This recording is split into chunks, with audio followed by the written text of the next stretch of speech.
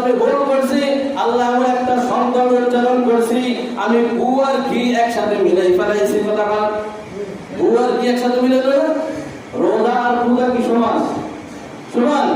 কোথায়কার পূজা যেটা হলো শিরক, কি আমাদের পিতা হলো ইব্রাহিম খলিলুল্লাহ, যেটা মূর্তি ভাঙার জন্য আল্লাহ তাআলা তাকে পাঠাইছে। কথা বলেন ঠিক কিনা? তার বাপ ছিল আজর, তার বাপ কি? তার বাপ ছিল আজর, কিন্তু তারপরে আল্লাহ তাআলা একজন নবী পয়গম্বর পাঠাইছে। এই দুনিয়ার কোনো কিছু আমার হতে পারে না। এই যে সূর্য ওঠায়, যে দিন বানায়, যে রাতকে রাত বানায়, এই হলো আমার প্রভু।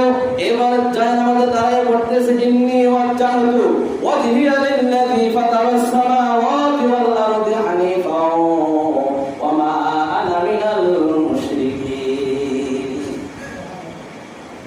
ইব্রাহিম আলাইহিস সালাম আল্লাহ নবীর পরিচয় পেয়ে গেছে। বরাবর। তো এই ইব্রাহিমকে পাঠাইছে মূর্তি ভাঙার জন্য, কি করার জন্য?